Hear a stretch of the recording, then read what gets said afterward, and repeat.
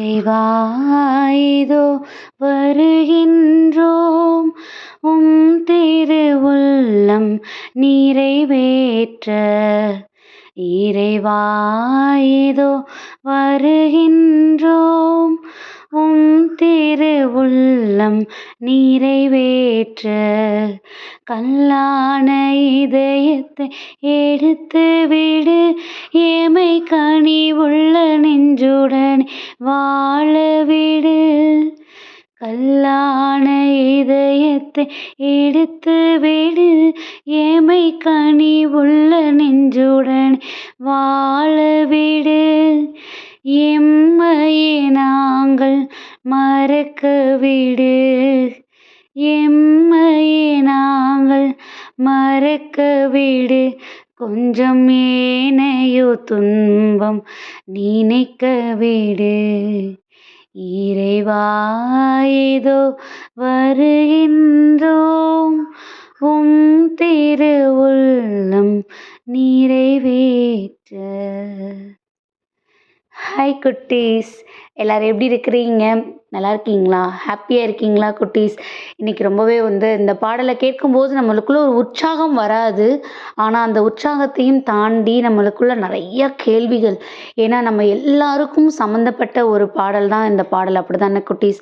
நம்ம இந்த உலகத்தில் எந்த மாதிரியான ஒரு லைஃப் வாழ்ந்துட்டுருக்குறோம், எல்லாமே நமக்கு தான், எனக்கு தெரியும், என்னால் முடியும் அப்படின்னு நமக்காகவே நம்மளை சுற்றி என்ன பண்ணிக்கிறோம், நம்ம ஒரு ஒரு கோட்டை கட்டி நம்ம அதில் வாழ்ந்துட்டுருக்குறோம். அப்படி தானே குட்டீஸ்? ஆனால் உண்மையிலேயே நம்ம என்ன நோக்கத்துக்காக இங்கே வந்திருக்கிறோம் அப்படிங்கிறத நம்ம ஒரு நிமிஷம் கூட நம்ம நினச்சி பார்த்துட்டோம்னு வச்சுக்கோங்களேன், கண்டிப்பாக அந்த கோட்டை சுவர் என்ன ஆகிடும், உடைஞ்சு போய் நம்ம எதற்காக வந்திருக்கிறோங்கிறத செய்கிறதுக்கு நம்மளோட கால்கள் நடக்க ஆரம்பிச்சிடும் குட்டீஸ். இன்றைக்கி இதை பார்க்கும்போது எனக்கு ரொம்ப பெஸ்ட்டு எக்ஸாம்பிளாக நம்ம கூடவே இருந்து நம்ம எதுக்காக வந்திருக்கோங்கிறத செயல்படணும் அப்படிங்கிறத உணர்த்துறதுக்கு ஏசப்பாவை தான் நான் எடுத்துக்குவேன் குட்டீஸ். ஏசப்பா யாருன்னு நம்ம எல்லாருக்குமே தெரியும். அவர் தந்தை கடவுளுடைய மகன். அவங்க அப்படி தந்தை கடவுளுடைய மகன் அப்படின்னா அவர் இந்த உலகத்துக்கு வந்திருக்கும் போது அவர் எப்படி இருந்திருக்கணும்? அவர் ஒரு பெரிய ரூலராக இருந்திருக்கணும். இல்லை, ரூலராக இல்லைன்னா பரவாயில்ல, ஆனால் நான் தந்தை கடவுளோட மகன், நான் சொல்கிறத நீங்கள் கேளுங்க, நீங்கள் இதை செய்யுங்க, இப்படி தான் இருக்கணும், நமக்கு ஒரு ஆர்டர் போட்டிருக்கணும் அவர். ஆனால் அவர் இந்த உலகத்துக்கு என்ன பண்ணார்? ரொம்ப தன்னைத்தானே தாழ்த்திக்கிட்டு, இந்த பாடல்லே அந்த வரி இருக்குது, தன்னையே நாங்கள் மறக்க விடுன்னு இருக்குது. கண்டிப்பாக ஏசப்பா அந்த உலகத்துக்கு வந்ததுக்கப்புறம் அவர் தந்தை கடவுளுடைய மகன், அவர்கிட்ட அவ்வளோ பெரிய அதிகாரம் இருக்குங்கிறதே அவர் என்ன பண்ணிட்டாரு, அவர் மறந்து மக்களோட மக்களாக மக்களுக்குரிய எல்லா காரியங்களையும் செய்கிறதுலையும், மக்களுக்கு தேவையான எல்லாத்தையும் அவர் பூர்த்தி பண்ணுறதுலையும் அவர் தன்னையே இழந்து என்ன பண்ண ஆரம்பிச்சிட்டாரு, எல்லா காரியங்களையும் செய்ய ஆரம்பிச்சிட்டாரு. அப்படி தானே குட்டீஸ்? ஸோ அப்போது நம்ம அந்த உலகத்துக்கு வந்துட்டு இன்னும் கூட என்கிட்ட இது இருக்குது, நான் இப்படி பண்ணிடுவேன் அப்படி பண்ணிடுவேன்னு அவர் நமக்காக வைத்திருக்கிற திட்டத்தை நம்ம யோசிக்காமல் நம்மளை நம்ம பெரியாளாக நினச்சி பண்ணிகிட்ருக்கோம் பார்த்தீங்களா? அதனால தான் நம்மளை சுற்றி இருக்கிறவங்களுடைய ஒவ்வொரு கஷ்டங்களும் வேதனைகளும் அவங்க அனுபவிக்கிற அந்த போராட்டங்கள் நம்ம கண்களுக்கு தெரியறதில்ல. அப்போது நம்ம நம்மளையே மறந்து நம்ம அவருடைய பிள்ளையாக இருக்கணும் அப்படிங்கிற ஒரு தாழ்ச்சி நமக்குள்ளே வருதோ, கண்டிப்பாக நம்மளை சுற்றி இருக்கிற எல்லாருடைய போராட்டங்களும் நம்மளுடைய கண்களுக்கு தெரியும் குட்டீஸ். ஸோ இந்த நாளில் அவர் நமக்கு விடுத்திருக்கிற அழைப்பு அதுதான். நம்மளோட இருதயம் அவர் கண்டிப்பாக எதுக்காக கொடுத்துருக்காரு அப்படின்னா, மற்றவங்களுக்காக இறங்கிறதுக்காக, அவங்களுக்காக ஆறுதல் சொல்கிறதுக்காக, அவங்களுக்கு உதவி செய்கிறதுக்காக. இது எதுவுமே வேணான்னா விடுங்களேன், மற்றவங்கள நம்ம காயப்படுத்தாமல் இருக்கிறதுக்கு நம்ம என்ன பண்ணணும் அப்படிங்கிறத யோசிக்கிறதுக்காகவாவது அந்த இருதயத்தை நம்ம என்ன பண்ணிக்கிடணுமா, யூஸ் பண்ணிக்கிடணுமா. ஆனால் நம்ம என்ன பண்ணிக்கிறோம், அது ஒரு கல்லான இருதயமாக வச்சுக்கிறோம்.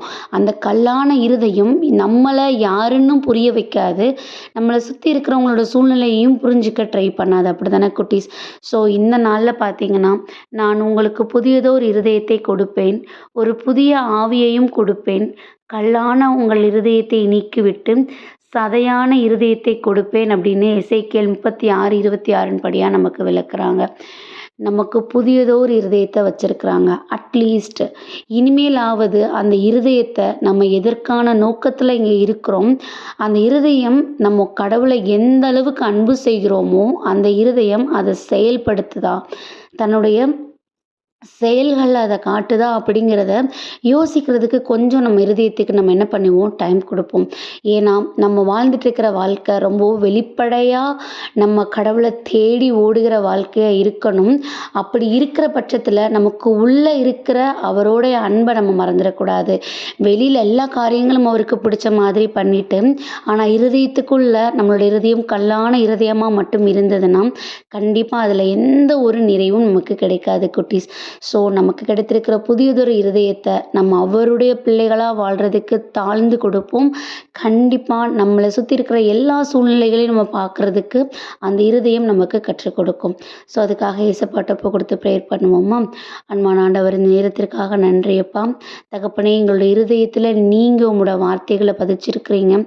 உம்முடைய வழிகாட்டுதலை கொடுத்துருக்கிறீங்க.